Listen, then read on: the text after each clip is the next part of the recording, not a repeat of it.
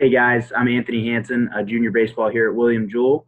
I am also the vice president of the Student Athlete Advisory Committee, and we're going to be doing some interviews here throughout this fall with people throughout Jewell or throughout the community who we think have some really helpful resources that'll be able to help out athletes and just help improve not only our lives on the field but off as well. So today we're here with assistant baseball coach Matt Crawford. Coach Crawford is a 2017 graduate of William Jewell. He just recently finished his master's degree in counseling psychology at St. Mary's, and now he is on with the Jewell baseball staff helping us out over here. So, Coach Crawford, great to have you. Thanks for coming on. Oh, thanks for having me. It's always a pleasure to see you. Absolutely. Well, thanks. So, like I said, obviously you're into sports psychology now. So go ahead and get us started. What made you want to get your start in sports psychology, and then why do you think it's beneficial for athletes as well?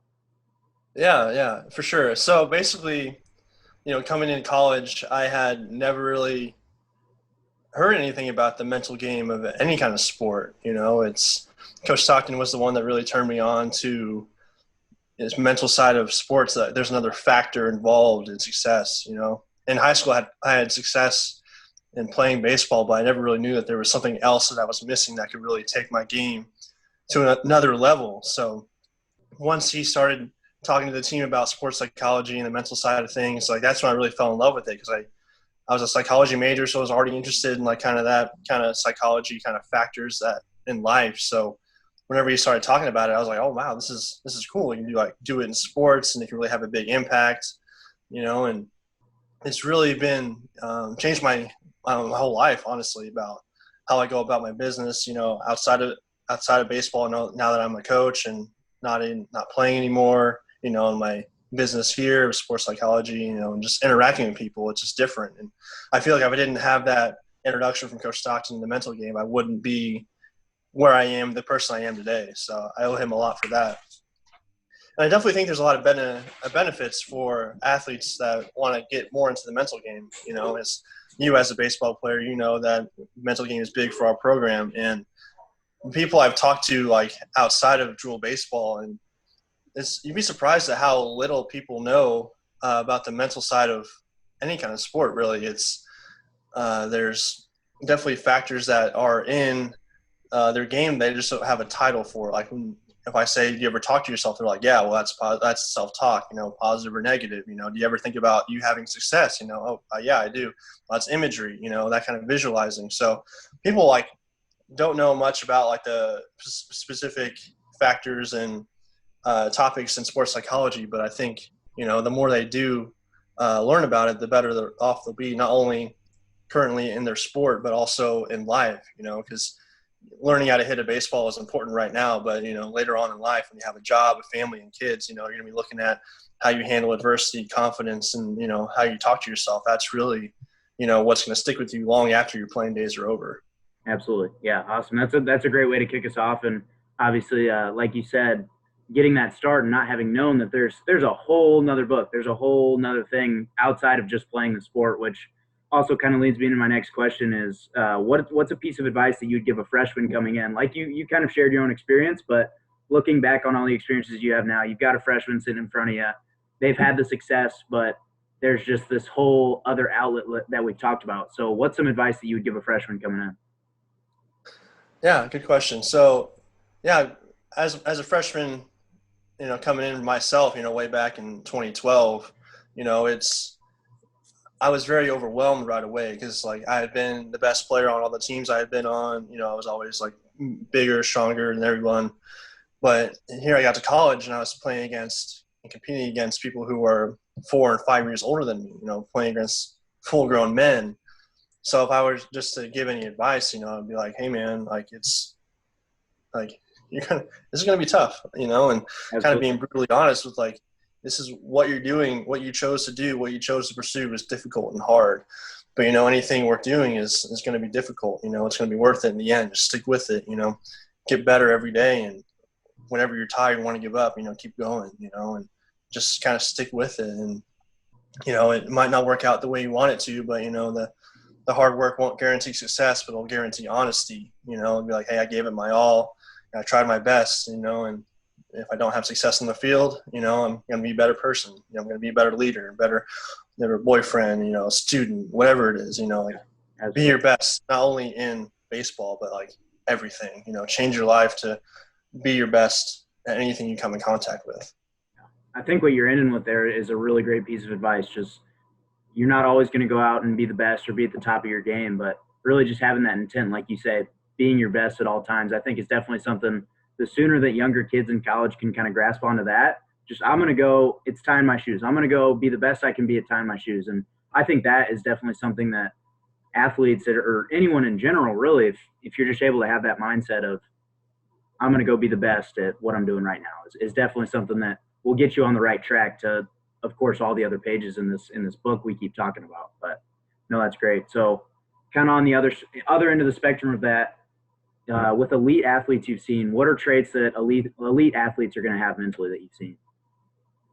Yeah, I think the big thing about athletes who, are, best of the best is it's interesting to hear them talk about, their sport. A lot of times you're speaking to someone who plays the sport, whatever it is, professionally. It's like, this is something that, like, this is their job. This is like something they take a lot of pride in. Not only are they fighting for, playing time, but also like a paycheck, a contract. Yep. This is like, it's like a whole nother like conscious level of drive and perseverance of like I need to provide for my family. It's no longer I want to do well and perform on the field.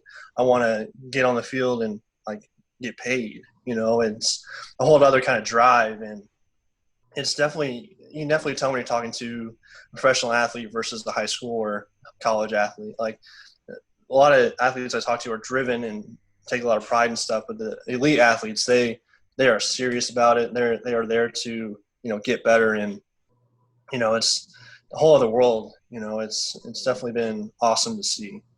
Yeah, I think like you said, it comes down to that intent.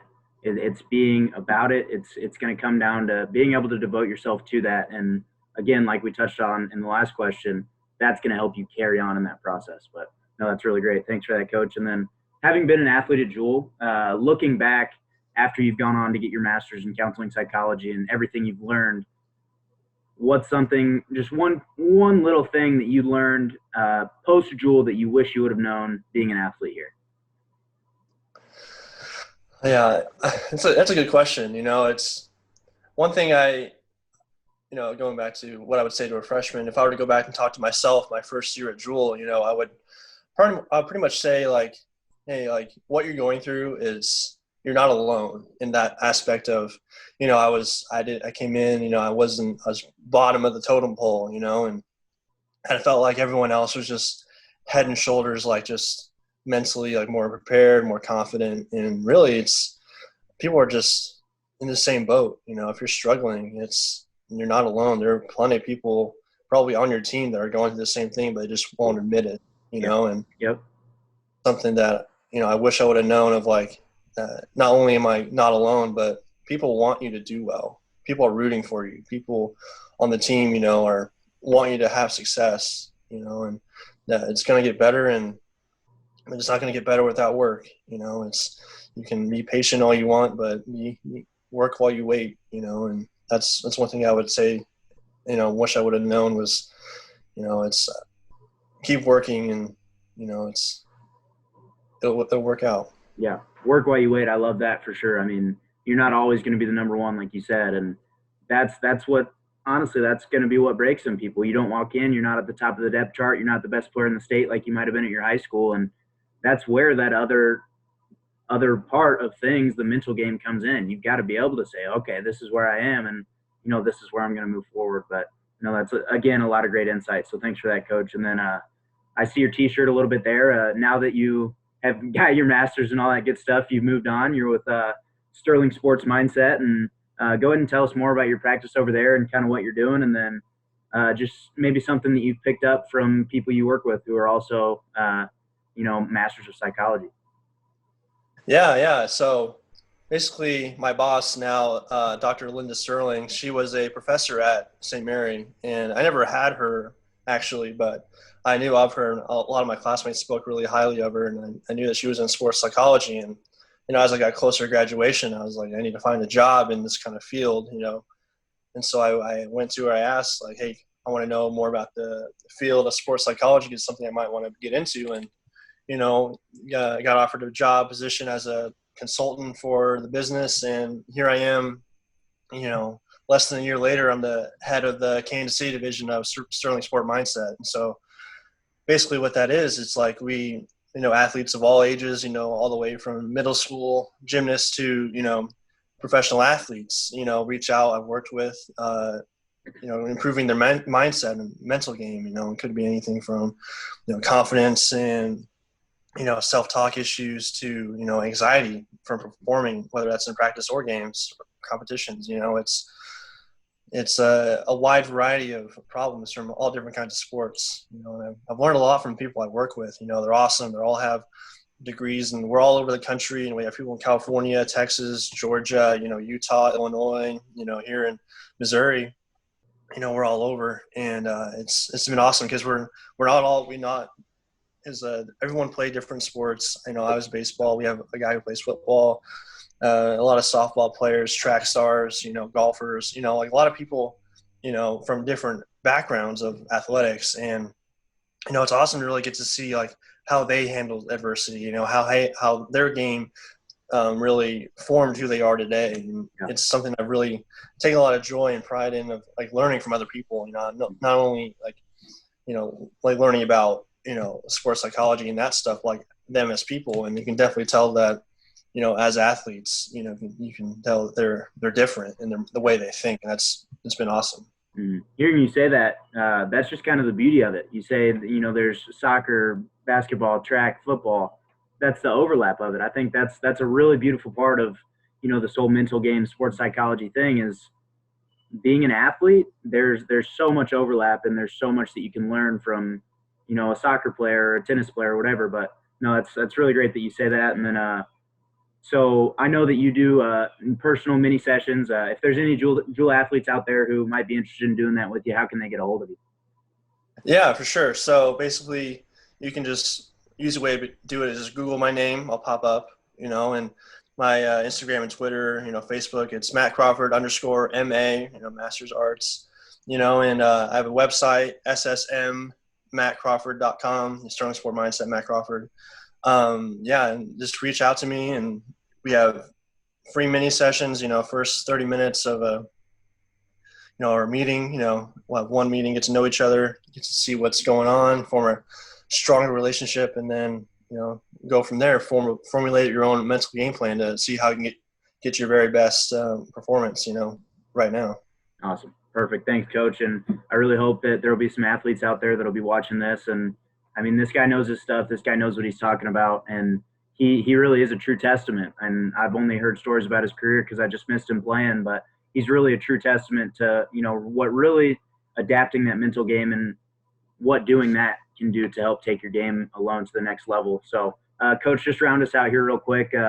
Like I've said, being a student athlete at Jewell and having spent this much time here, give us 3 of your favorite things about William Jewell, and we'll wrap it up. All right, I'm going to pause because there's a noise. I don't know if you heard that. Let's see. 3 favorite things. Okay, so let's see. This is I struggle with this question because there's so many great things. Yeah. Being here, this is my 9th year here at Jewell. For sure. There's lots of love. So probably the number one thing I love about Jewell is the people. The community is special. It's small campus, small class sizes, and everyone knows you. You walk by and you say hi to people, and everyone pretty much knows who everyone is. For better or for worse. Sometimes, but it's it's a small knit community, and it really feels like a family. And I love that. And going deeper in that, like I think I might be a little biased, but I think the team, the baseball culture is probably one of my favorite things about Jewell is that, I could call anyone right now that I played with on my phone and have an hour-long conversation. Absolutely. They would do anything for me. I would do anything for them. And it's a strong bond that it's hard to find anywhere else. And my third one, I thought about it for a long time. Yeah. And what is it? It was probably a tie between lighting of the quad. Oh, yeah. and because I love that. In 2014, I threw snow off the balcony. Were you dressed up as Santa Claus? No, I didn't. Ah. Not yet. I'm hoping. No, fingers crossed. Yep, there you go. Maybe someday I'll get promoted to that. But when I was a sophomore, I got to throw snow off the balcony. That was awesome. And so it was a tie between that and the chocolate milk and the calf. That's you can't go wrong. That's where they got me. On my visit, I came and had chocolate milk. I was like, I'm committing today. No, you're not lying, man. And it's funny you say that. This morning, Kiki was in the calf and the chocolate milk was out, and they got it replaced. And then she's running over with 3 glasses there 2 minutes later. And who needed chocolate milk? Who needed chocolate milk? But obviously, like you said, it's a great community. It's a great place. And I know you and I have both definitely grown to love it. So, again, we're here with assistant baseball coach Matt Crawford. He's just given us some really good knowledge and dropping some really good stuff on us here. So thank you for your time. And, Coach, obviously thank you for your time as well. And we'll see you here soon over here at practice. Yeah, sounds good. Thanks for having me, Anthony.